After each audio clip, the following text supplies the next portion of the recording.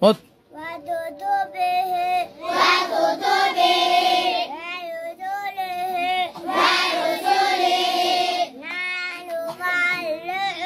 نحن نفرق بين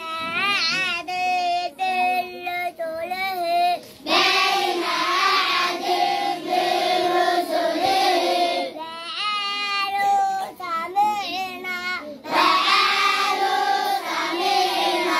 وأطعنا غفرانك